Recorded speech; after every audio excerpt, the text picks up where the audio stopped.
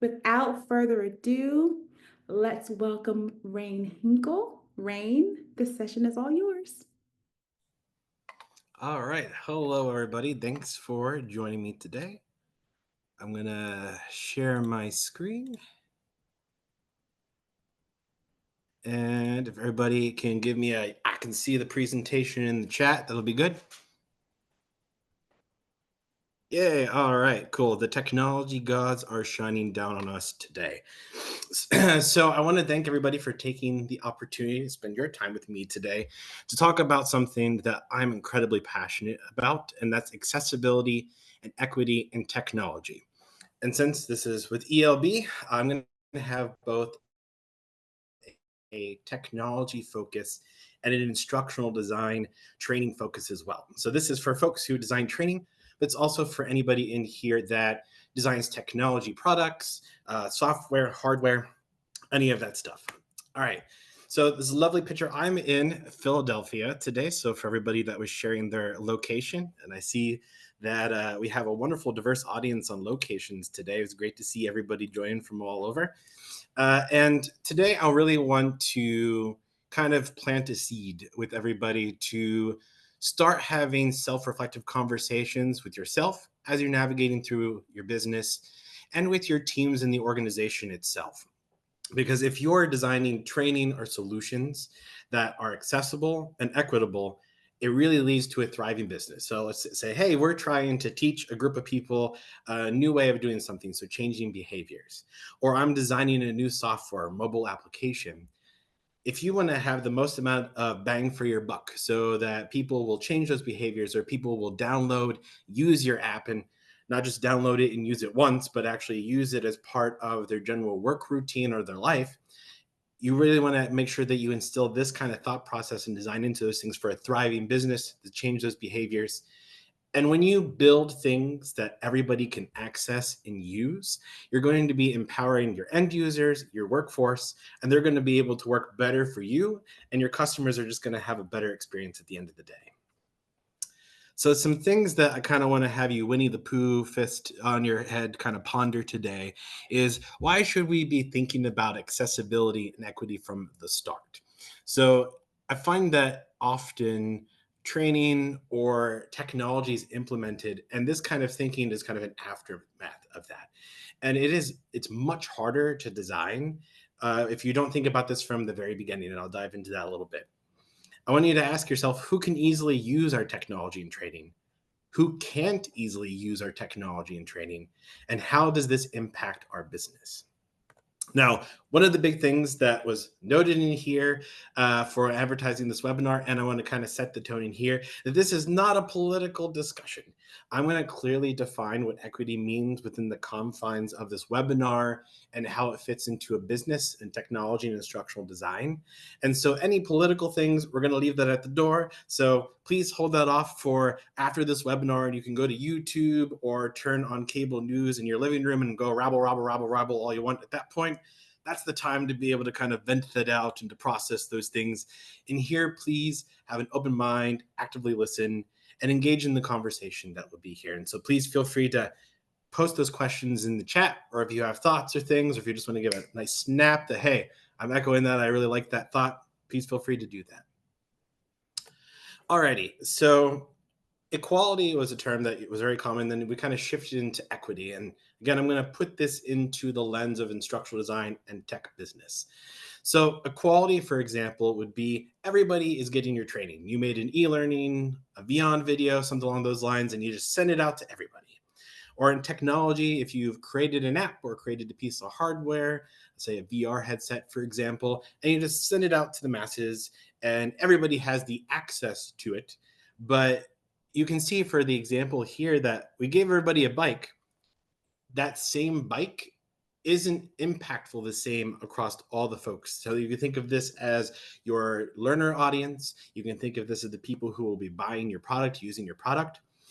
Folks, not everybody could use that bike.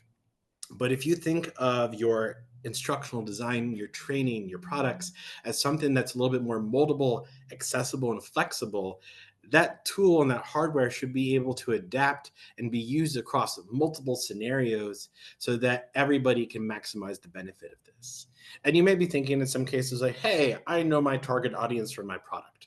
And yes, I'm sure you don't want to discredit that you've done the research to know who's your target audience, but you'll be surprised in how you can grow your business or all the intricacies and diversity that is in your target group and how every little thing that you do can make a huge impact. And it's one of that kind of the analogy when you raise one ship, you raise all the ships together. So making this investment in this thought process really benefits and helps everybody. So, and then you can't do any better than dictionary.com because I think equity and accessibility, that visual helps this. Dictionary.com, mwah, chef's kiss. It does a great here. I don't normally like to read from slides, but the quality of being easy to approach, reach, enter, speak with, use, or understand. And in that definition, if you really think about how broad and how applicable this could be from whatever training, learning, or designing, the technology, be able to use, understand, even approach. So easy to approach. How does somebody actually access this, utilize it? Is it in the best way possible so that everybody can get the benefit of the product that you're providing, no matter what it is? So accessibility and I think that accessibility is synonymous with equity in the fact that you are doing equitable acts by making things generally accessible for folks. And I think a big part of this is just compassion. It's putting your hand out there and reaching in and trying to help somebody be able to get the best end user experience for this. And so that pretty much, I try to be as inclusive as possible so that everybody can get the benefits. Now, another part of this, because a lot of that was in design and kind of the actual structure of what your product may be, I always like to comment about representation as well. So, whenever you're creating a Beyond video or you're using ELB assets, so to speak, so the things that they have provide for you to be able to use our other development tools, product marketing, when you use diverse audiences and they're visible, it automatically makes that connection for folks to feel a belonging or a connection to whatever that product tool or education it is. So it's really important that a lot of these companies, if you're using free images or paid image libraries, have diversity out there and take the opportunity to be able to have that representation.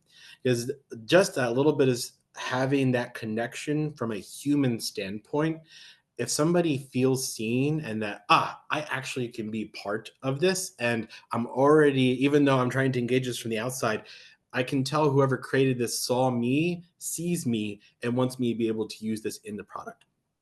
And part of that, is trying to think outside the box as well. So I think some things that, religion is a diversity piece that can be overlooked. Socioeconomic status is another one. So if you're having examples of, actually a good example that I've seen that's a non-tech example is bathroom signages, and seeing bathroom signage that has folks with top hats and ties or pearl necklaces, that automatically has a sense of high socioeconomic status. But if you are working on a mission that works with people who may not have a lot of money, that you want to make sure that they can see themselves in that experience and can approach, which I think was a very key part of that definition.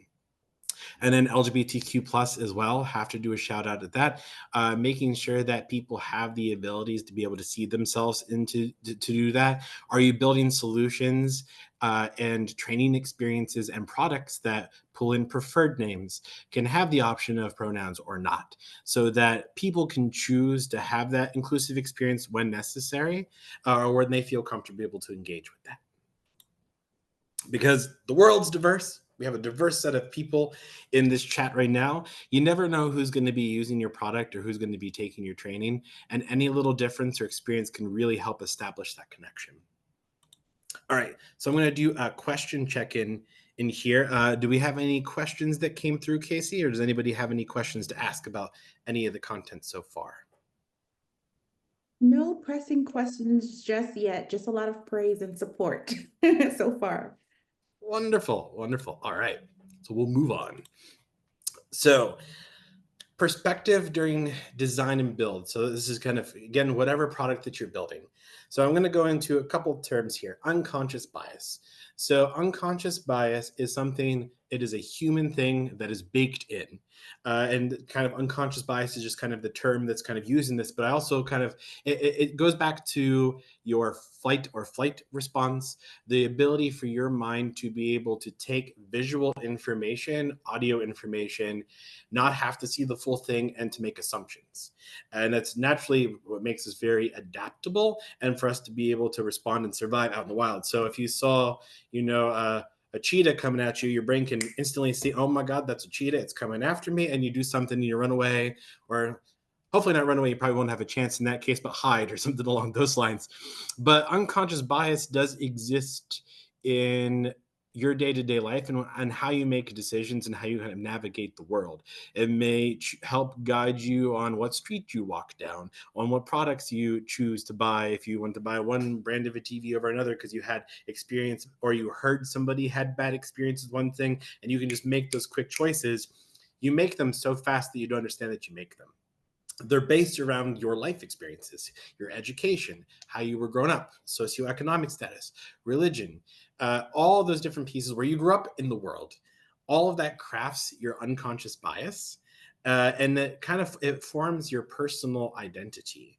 And one of those things that kind of comes out of that is you don't know what you don't know. And part of it is that you have to have a mind based in inquiry, but you have to acknowledge that as well, that we are made to make quick responses and to make snap decisions. And when you're trying to make equitable and accessible designs, kind of knowing from the gate that you are not going to ask all of the right questions out of box. And there are no right or wrong questions. You just need to ask the questions and put them out there. And you may not be thinking of those things or, again, know those questions. And that's why having a diverse set of people that you work with really helps with this. And I'll get into that a little bit later.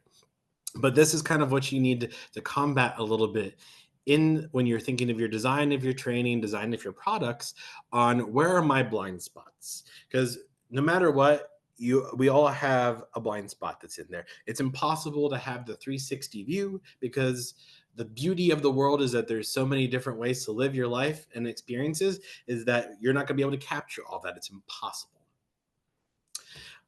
One big topic that kind of dive into, and I see a lot of this when we're having discussions on new modern ways to be able to utilize technology, create training, is artificial intelligence. So I wanted to dive into this a little bit for this topic area.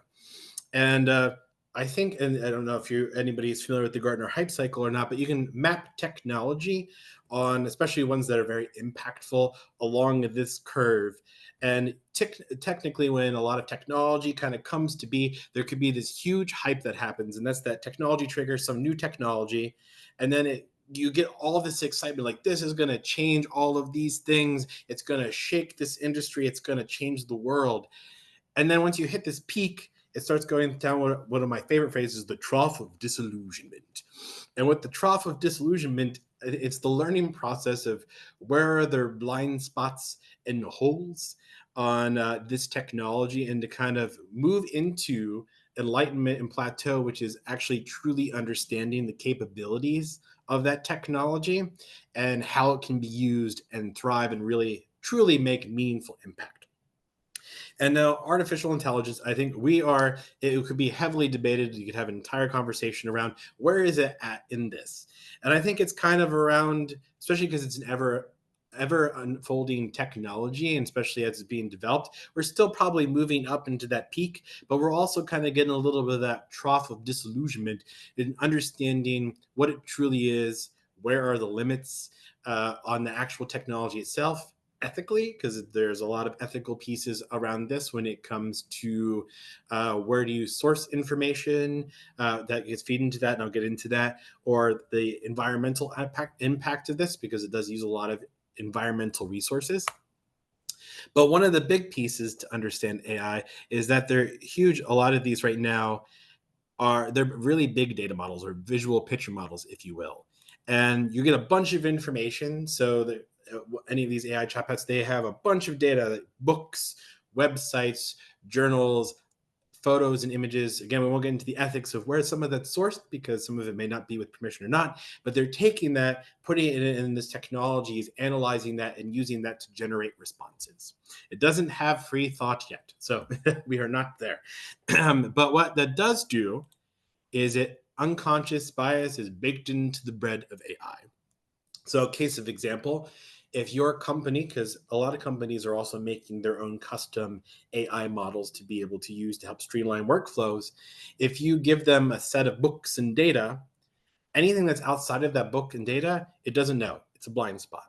So, depending on where that information is sourced, how holistic that information is, you could be missing entire groups of people and part of your population that this training, your product are supposed to impact, and they may not even be in there. And based off of the level that folks are going to be using this, where it could be pivotal in a healthcare model if you're using this to help write uh, doctor's notes, even though those will be reviewed by a doctor, or auto response for when you have chatbots, or even I know that there are AI models out there to help with questions for training to have that active support to help alleviate some of the stress a help desk may have. How you bake that in, you have to be cautious on, is it giving the right information, first off, but also who could it be excluding and how does it handle those oddball situations, and could it be detrimental to health safety, or say something that really again will cause people to not want to use it. And that approachable piece and that definition of accessibility, when you burn a bridge with technology, training, any product, it can be hard to rebuild that bridge if you burn it down with a bad design. Because especially nowadays with lots of different applications or things, people are expecting them to work, be able to move through and be able to progress, be able to use this and use it well. And so thorough testing is really important with this. And I always wanted to emphasize this for you to think about when you're relying on putting AI into your business models, to think about that it's not the answer to everything, and that the human factor of this and finite intricacies may not be in that AI. One good example of this to use, I like to call the wine dilemma. And there's a couple examples of how this is kind of going through, where if you ask AI, in a lot of cases, you have to work really hard to get to the end product of this, the image generating kind. Like, show me a full glass of wine. It will create the image. And it takes a really hard time, or you actually will not get to the point where the glass will be completely full with wine. And so part of this comes from uh, an example like this is that all of the data that's being scrubbed in, if you look online where a lot of the image may be, or your experience in the bar, typically when you order a glass of wine, unless you're at home and you have a heavy pour, the wine's not going to be towards the top. No judgment if you like a heavy pour. So a lot of the images that would have been sourced into those glasses of wine are not going to be up to the top. And because it does not have a reference to that, even to be like, I want to see it filled to the brim, you may not be able to get images of that, even though you're trying to almost kind of help and give a nudge to the AI, like, hey, this is what I'm really looking for. If it doesn't have it, it's not going to be able to do it. And so it's very important when you're thinking about these things on where those blind spots could be. And kind of to wrap up the accessibility equity piece of this part is you want to build your solutions so that when they are being used, that you're having the intended end user experience for this, because you don't want to build for a VR experience and someone comes in and this is the fearful experience that they actually get at the end. We don't want to scare our grandmothers, folks. Don't let this be happening to you. Please don't let this be your experience. So any questions that are in there for right now? I see we might have something on Beyond characters. Yes. Tim asks regarding representation Mhm. that he's chosen 24 characters on Beyond and use a randomizer to select which he uses in training modules. So he came up with this after being asked, why do you use blank character for this scenario? Hoping to avoid stereotypes and bias to the greatest extent possible. So do you have any thoughts on this approach or other ways to select how to increase representation without patronizing or promoting stereotypes.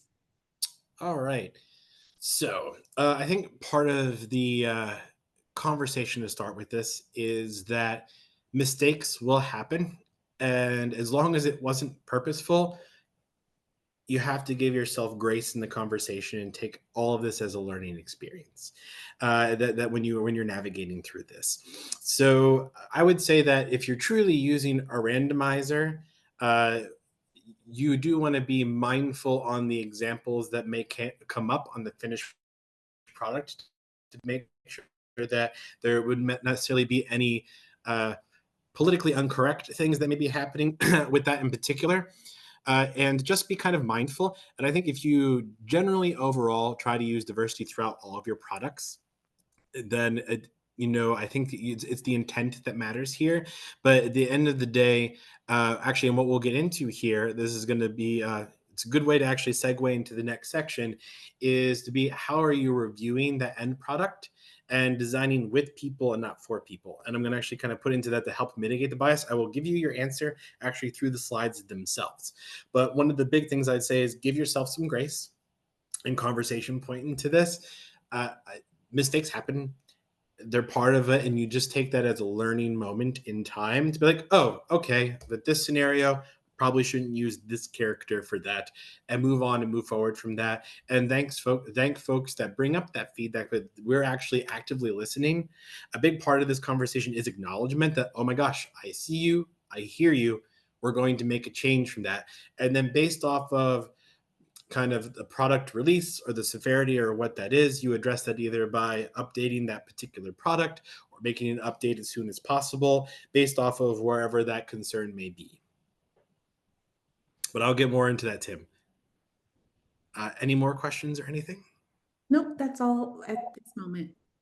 All right. All right. Well, so, Tim, stay tuned. We're going to get into more of that.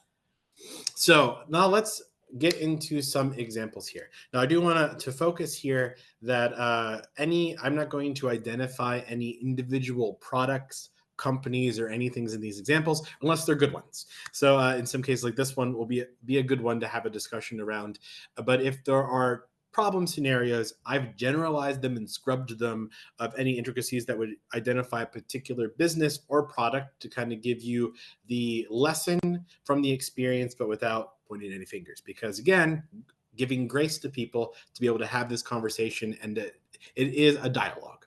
So, a non-technology example of accessible and equitable design. So this is the front of the Franklin Institute in Philadelphia, and this was the Marvel Institute, the Marvel exhibit that was there. Which, if it's ever traveling again, geek yourself out. It's so much fun. I highly suggest it. I had a field day going to this thing. Even if you're a DC guy, the actual thing itself was the history of comic books and how they got developed. So wonderful thing. But where can you see, and please put into the chat, some challenges that may be from just this image from an accessible and equitable design? So feel free to chat away in there some examples where could be some issues here. Stairs, only stairs, colors. That's a really good example there. All right. So, two things. I'll use those two examples in there and feel free to keep them coming in here. So, stairs. That is one huge challenge here. This is a really old building. It's beautiful. However, it's not accessible. If you're somebody who requires a wheelchair, or if you have a baby stroller, or if you are clumsy and you tripped on the pavement and injured your foot and you're now in crutches, you look at this and it is a barrier to accessing the benefit of this museum to either see that event or the other wonderful instructional things that lie within that building. So, what did they do? So, obviously, this was built a long time ago. The Americans Accessibility Act is something that came out a little bit much later on. And how do we build for this? Well, they have built a completely separate entrance that would have elevator access. There are other ways to be able to get into the building where you do not have this daunting set of stairs to be able to get into, to help do the accessibility piece so that everybody can receive the benefit of this. And color is a good one in here too. So one big thing that I kind of want to have you think about here as you're going through when you go back to your job is contrast is a very big thing, and colorblindness. So colorblind, there are different forms of colorblind, and there are online checkers. You can just search for colorblind checker or contrast checker. There's multiple ones that are out there that you can on the website. And for contrast, there's like an A, double A, triple A rating for how much contrast is present, and that really kind of gives you on how easy is this to be able to view. And where I could see there could be some challenges here is that you're getting some, although this is pretty big, so in person may not be as bad, but when you have like light blues and whites like that and white text, that contrast can be really bad, and some folks may not be able to easily read it or get that information.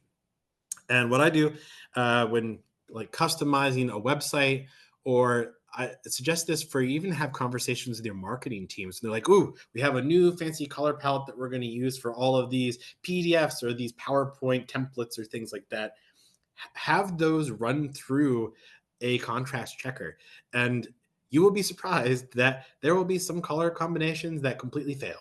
And there could be, money put into printed pamphlets or things where people may not be able to actually be able to read it the best way possible.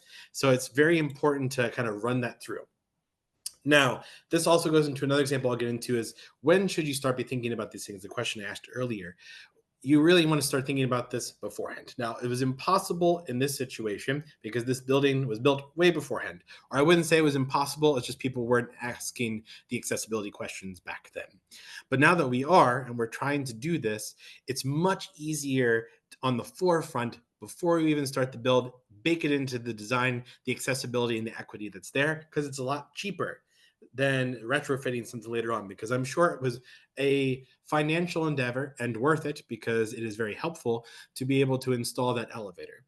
And one of those things where, again, one ship raises, they all raise, is that if you specifically built that elevator for folks who are utilizing wheelchairs, as I used as other examples for this previously, folks with strollers, those if you just hurt your foot or some of those lines, or if you're just walking and you just can't do another step up right now, it's available for you and it helps everybody else. Because there are some days you're just like, no stairs, not today. I'm not in the mood. Technology example that I will give here is video game controllers. And I always like to give a shout out to this nonprofit organization spoke at a conference that I made on equity in design and tech. It's Warfighter Engaged. And that nonprofit is specifically working towards designing accessible game controllers for veterans that were wounded.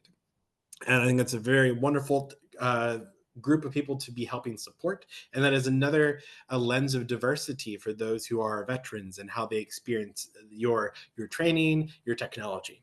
And this is a really good example of how somebody, at least Post, is trying to be able to make something very adaptable. You have the PlayStation 5 controller on the left, which gives a lot more flexibility to be able to use the buttons and to have a control experience, and then the Xbox on the right. And then there is an image of the normal controllers that are there as well, where if you may be missing a hand or some digits, that it could be really hard to utilize that controller or hit all the buttons that would be on the back. And you're creating that barrier to accessibility. But by creating something, they're able to engage fully into a wonderful experience playing a video game. Or, I mean, you can use these controllers accessibly to open up other applications such as video streaming services. So that these controllers can also be used more accessibly than a TV remote to be able to use streaming services. Other examples of that. You build this and more people will be able to utilize other functionality. So it's a good example here, and please check out that nonprofit. They're fantastic. Now, looking at this and having conversations around the level of diversity that's out there, and again, the question was put out there about if a mistake is made. I want to put out there that you don't need to be an expert on everything. It is actually impossible. And as you do this work, you will learn better questions to ask, or what groups you should pull in, or if there's just natural things in the conversation, such as the collar thing on accessibility. Was this a color palette that's used that for folks who are colorblind can use this? Are we using alt text appropriately for our images so that if somebody is using a screen reader, that especially for e-learning, for example, that they have the functionalities in there. Oh, pardon the ambulance outside if you hear that. That they'll be able to have the full experience. Because if you're doing a training, or for instance, if you're have a software for hotel hot desking, so I want to book a desk in an office. But if you are visually impaired, how does that audio experience of that app? Because I need to be able to reserve a desk before I come in for work for the day. Bare minimum for you to be able to do your job. Are we creating an app, an experience? Are we teaching folks how to be able to use the app in an accessible way so that they can do that to be able to do their jobs, change those behaviors, or even just use the application in the first place? But you don't have to be an expert. You just got to learn how to think about the right questions to ask. And for Tim, kind of the response here, you do need to be an expert at building bridges.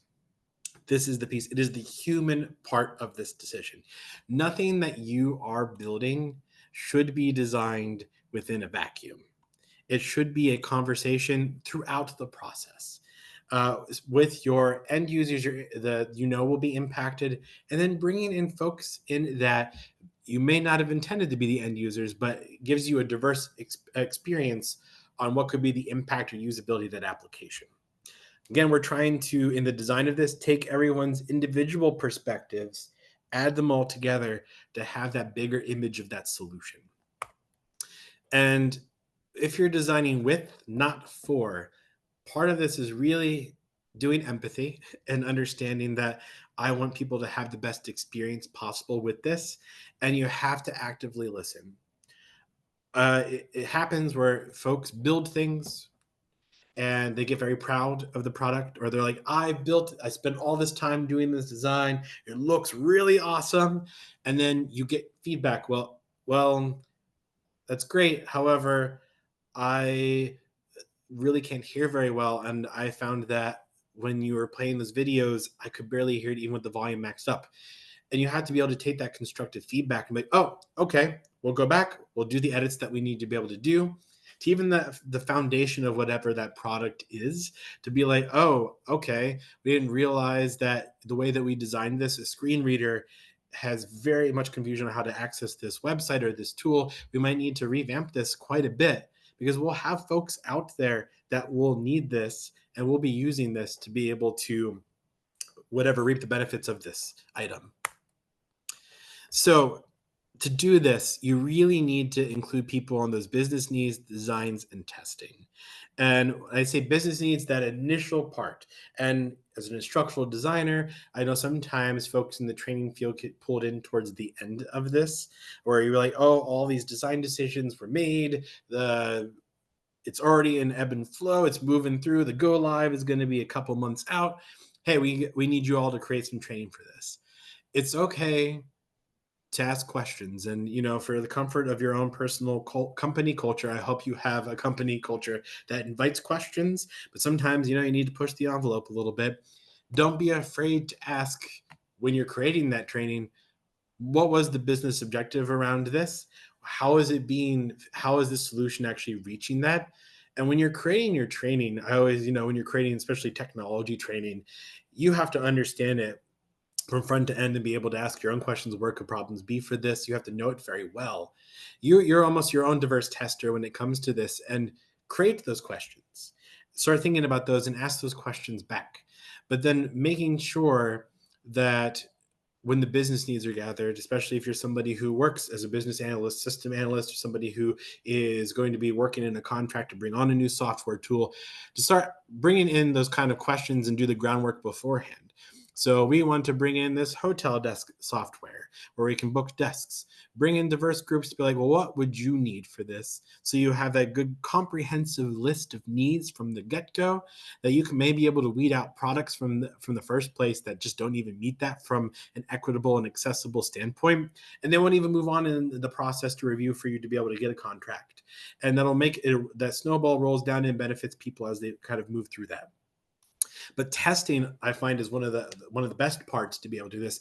Make sure that your test audiences for software technology or training are also very diverse, and not just from the standards of making sure that it's a diverse set of devices that are using this. So PCs, Macs, iPhones, Androids, that they all can function well. Work within your company to find some diverse groups to be able to test this, to be able to see, this is where there's a loophole here, or this is confusing and I don't understand how this is written, to make sure that that is accessible as possible. And oh, skipped over. And one of the things that I mentioned earlier, and part of the conversation for this would be, what about the costs? And so sometimes it can be a sales hurdle that needs to kind of be done with this, especially when acquiring a software, or it could be time resources that it adds more time. It may take more nurses, more professionals off the shelf to do testing, to put away from the normal day jobs to actually test the software tool or the training. But the thing is, it's easier to start beforehand, before software goes live, or even before that thing is built, to have it baked in first.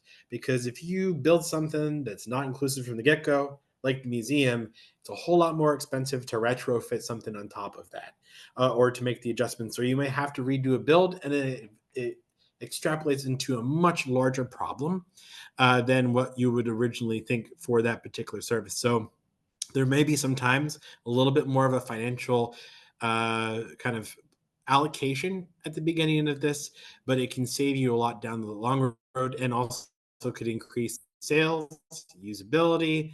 And again, if we're trying to change behaviors and more people can use and get the training from the get go as it's intended in the best way for those people to receive it, they're going to perform better on the job, which will also save money. It will let them to be able to feel empowered to do those things. It can help with retention. And I'll be going into an example of where retention could be possibly part of this as well. That all saves money, and there may not be the direct cost, but the indirect benefit of this could be massive. I'll do a quick check in the chat here. All right. So ways to do it. So these are some easy ways for you to take this back with you as you go back to your company, to start having conversations on how can we build this in. The first one, ERGs, employee resource groups. If your company doesn't have them, or in some form of manifestation, start building them up. And an employee resource group would be a group of individuals at a company under the umbrella of some mission that's a subgroup of your company, to tackle challenges. It could be LGBTQ plus, it could be accessibility, it could be women in science, it could be a religious subgroup within there, it could be race, it could be all kinds of different things in there, so that there is representation in conversations. And typically, a lot of those are employee driven. So the folks who are leaders in those subgroups, or the people who volunteer, tend to be very energized and motivated.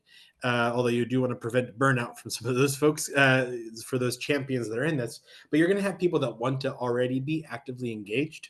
Reach out to those groups and be like, hey, do you have any folks that would want to be on the test for this? Or we're going to be building this or onboarding this software. Do you have some folks from this group that would love to be on reviewing some of these software where there might be some challenges? Reach into those resources, have them come to you, and help them be able to help give you the best perspectives possible. Another thing is written into your statements of work and your RFPs. Now, you've got the power. I'm going to say this to give a good reference to a song here. When you are, especially if you are a Fortune 500 company in here, if you got some bang with your buck and you're creating an SOW, or you're sending out an RFP, make sure that you bake accessibility and equity in it. Ask those questions. Hey, are you looking to the, are you making sure that there's proper contrast within your text fields? Are you paying attention to those who may be hard of hearing or deaf? Put those things into the RFP itself and have them answer. You may have two solutions. You may send out an RFP, a request for proposal, for those who are out there. So if you're saying, I'm a company, I want to have a solution to do this, please, company, send me your details and we'll pick somebody. If you have some of those questions baked into that questionnaire that you send out, you may have two software that they're like neck and neck, but one's much more accessible than the other. You may want to lead more towards the accessibility one, so that more people, again, can use that solution. You're decreasing the barriers to entry on trying to get people to use that product. But also, if you're doing a statement of work or a contract, if you just really loved company A and their product, but let's just say they don't have support for preferred names, or there needs to be some improvement for those with visual disabilities, bake it into your SOW. Be like, hey, there are some key things we'd like improved. And in this contract, put some money towards it. Be like, hey, in the first year, we want to see development in these key areas, or there could be a financial piece for this, or we get a discount on our product and you have so long to be able to do this. Or if you don't meet this, we'll reevaluate and we can rescind the contract. Give yourself the power to be out of the in that situation. And especially if you're a big entity in here and you're employing these companies, definitely make sure that you are leveraging the power that you have, the power of the purse, to get people to be able to do this. Focus groups are another good one. So you can team up with a company that will go out and find the people for you if you have the money to do this, or you can put a survey out to your company itself for your end users and try to find some focus groups or get some diverse information in there. And you may be able to ask some survey questions that kind of help narrow down that data where you could narrow into some audiences to help kind of get their perspective. But don't be afraid to go out there and do their focus groups. Now, don't inundate people with surveys. That's always a big thing in there. It's, every day you get a survey for this or that. You went to this restaurant, please tell us how you feel. And generally, people will answer those things. If they're really happy or most likely really unhappy, they'll answer those things. But there's a lot of lessons to be learned in the middle for the people that are having that experience. So find ways to encourage people to do that.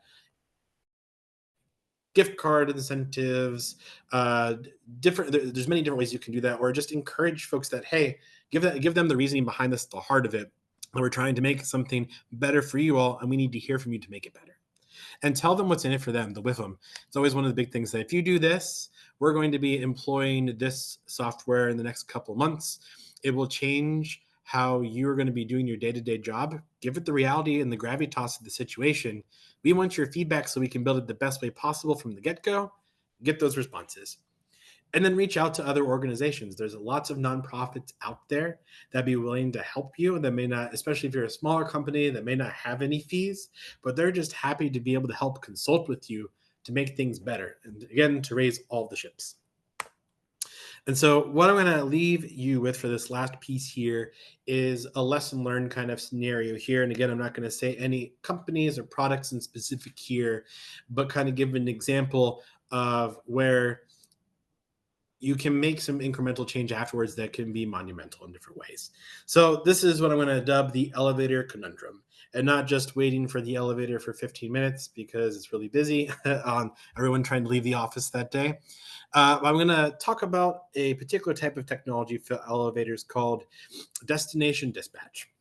Some of you may not have been exposed to this at all. Your standard elevators, up and down button, you go into the elevator. There's a list of buttons for all the things. Of course, people avoiding the unlucky number 13 and all that. And you push a button, you go. Well, when you have a lot of congestion, there's, folks could be pushing a button or they're pressing up and they're like, oh, no, I don't want to ride in the elevator. I don't want to ride the elevator with that person, unfortunately. But it's inefficient in that kind of process. And these elevators make it so that you put in your floor and it will send an elevator to you, and it will group people together if multiple people are pushing the numbers to that floor, and you'll all be ushered into the same elevator, and it maximizes efficiency on who's going to what floor. Commonly, the design for this is a panel on the front of the elevator, flat panel, a display, and you can go through the numbers. And there is an example that I'll give here. There will be some form of accessibility button that will be in here. And the example of this story is that sometimes there could be good intentions and something's put there and it could be check in a box when you have to do a little bit more than check in the box, because this was a design for, not with. So one of the check in the boxes that this doesn't do out of the gate, because you're removing this, and it's a misconception we learned from working with people who were blind or had vision impairments, was that actually most people don't know Braille. So that was like a big whoa moment for us in here, was that like, oh, we thought, in your standard elevators, there's Braille, people use that. Yay, they can find their floor. Most people actually can't read Braille. So that's kind of a checkbox that a lot of designers use that's kind of built for, but it's not built with folks because a lot of folks can't use it. And so great intention, but it's actually not built there.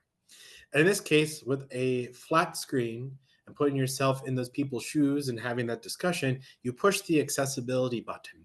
And then it'll be like, please press the button again to navigate to the floor that you wish. And it was at this pace where it would be floor 1,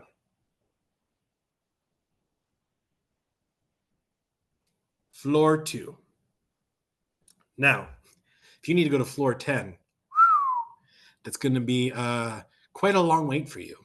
And if this is somebody going to an appointment or trying to just go to the floor to their job, every day they're going to have to wait really long to be able to get to the floor to press that accessibility button to be able to get there.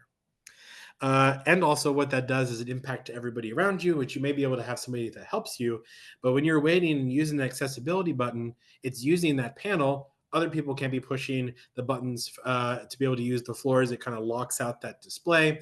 It then creates confusion around that particular situation, so people can't be able to use that. Yes, it would. I see that it would take 15 minutes just to select your floor. And if you're at one of the buildings that has 20, 30 plus, it would be impossible and not good execution. One of the other pieces that having the discussion with people who actually worked in this building who were blind or had visual impairments was you push the button. Let's say, luckily, you only need to go to floor 2 and not 22. You press 2, it'll be like, go to elevator C. Cool. I'm in a space where there's 6 elevators. Which elevator is elevator C? I have no way of being able to know. Another design piece is that it's put in here. And what we learned from working with people is that in an accessible elevator design, you actually can put textured floor, a textured surface in the floor. So those can actually feel where that, and it lets them know where they need to stand. So again, so if you push that, access it, and then know where to stand while you're waiting for your elevator, that gives then access for other people to be able to use, push the buttons, and to be able to help create a good flow for that workflow. Positive experience, raise ship for one, raise them for all. But let's just say it's a really busy day, and the elevator gets there and be like, bing, floor 2 or 3. If there's a lot of people around there, you may not be able to hear the elevator arrive and be like, hey, elevator 2's over here. Or in the case of this example, there is actually a malfunction in some of the design where the elevators would be like elevator C356. Nobody knows that. Nobody can interpret that either. Even anybody who can see clearly and hear clearly would be like, I have no understanding what that means. You're speaking gibberish to me. And it doesn't help. So, having a discussion around this was the current state, and clearly this technology was not implemented fully testing what was the end user experience and accessibility. But now that we brought some folks in, we could then work with the company to then figure out some solutions and retrofit.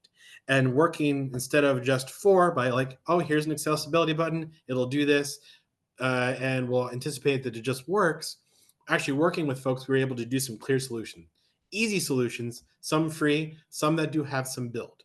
One free one is that the decibels were actually turned down a little bit lower. A lot of these elevators that have speak, you can actually control how loud they will say. And we actually had it requested to be increased. So then it was easier to be able to hear that elevator in a crowded space, but also not being a megaphone. So it blasts and disrupts the space at the same time as well, because it is a quiet place for people to do work, but a good balance between the two. Another thing is having discussions about that floor 1, 5 hours later, floor 2, is that shortening the time between the two of those. Or on the floors, instead of saying, would you like floor 1 through 10, 10 through 20?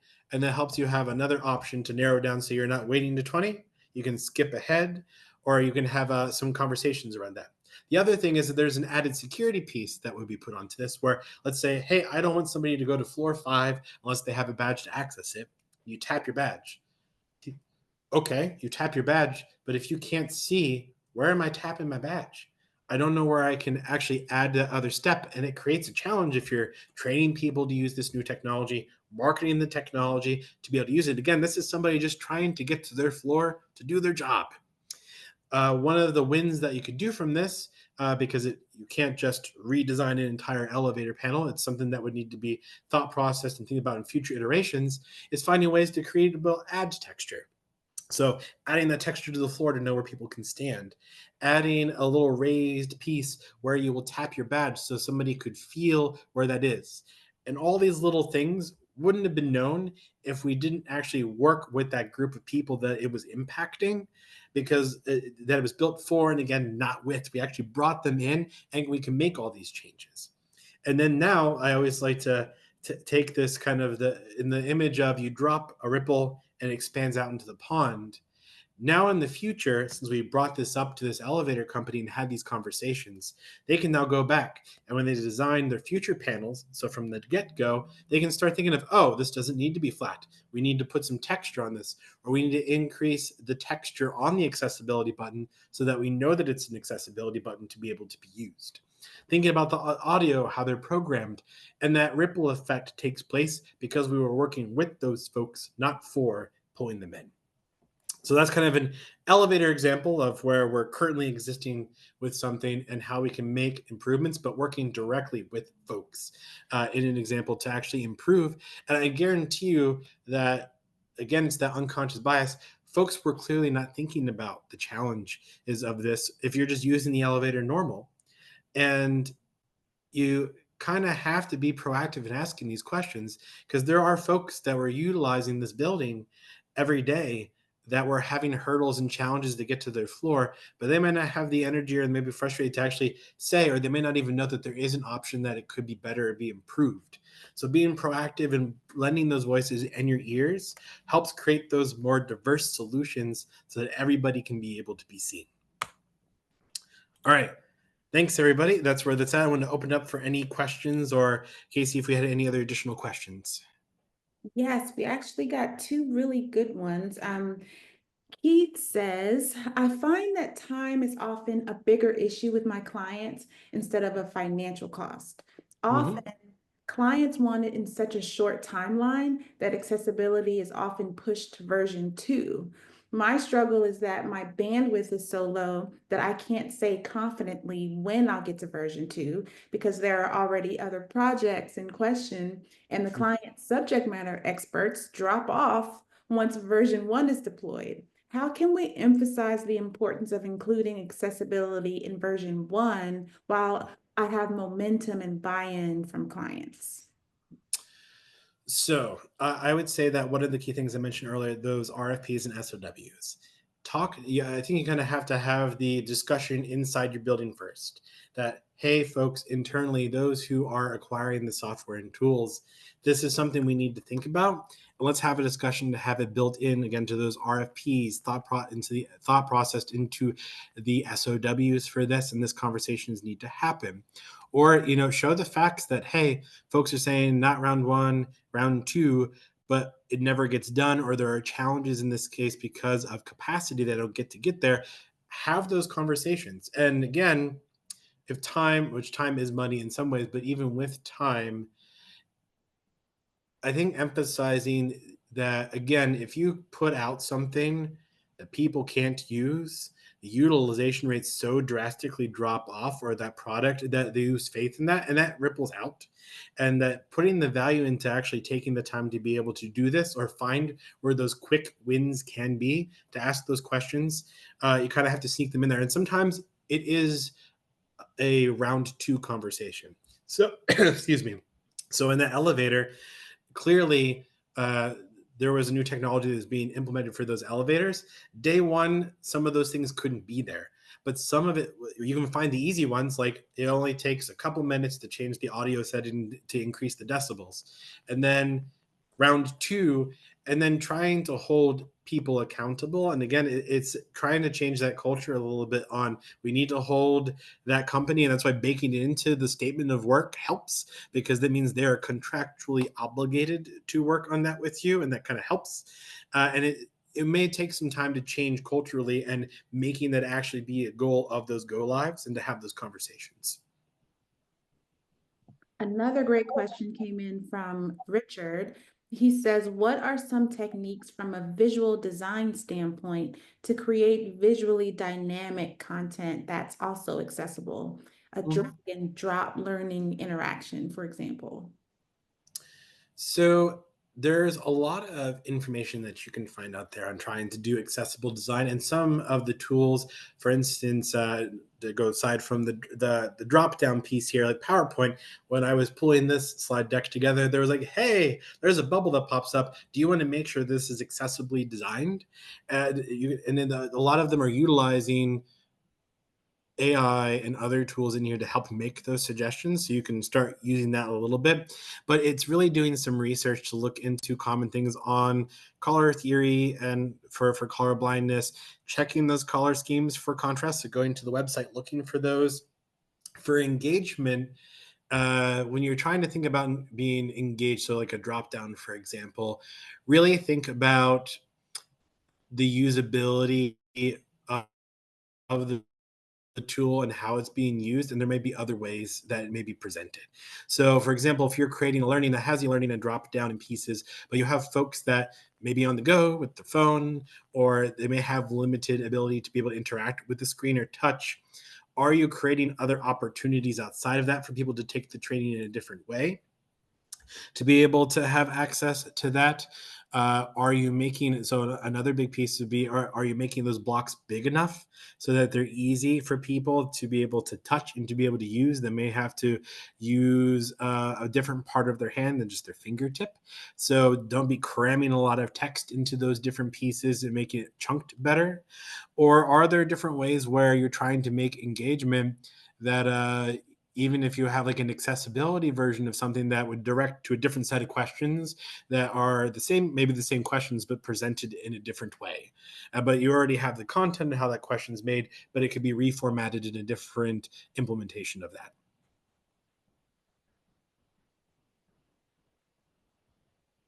And test. So a good way to part of this is also you're going to test and see as your audience kind of grow. Make sure you have a diverse test group utilize that and get that feedback. And again, I know time can be difficult sometimes, but try to find kind of have a roster of champions, especially as you socialize through your company. Like I have in my previous company, I had a friend who worked in research that was not part of my day-to-day life and may not even impacted directly in some of my applications or was tangentially. I'm like, hey, can you test this out to see? Because they were using a Mac versus most people were using a PC. And I was able to get that feedback and be like, hey, once you get time, or and have a roster of those folks, or to ask those questions, make sure you have it.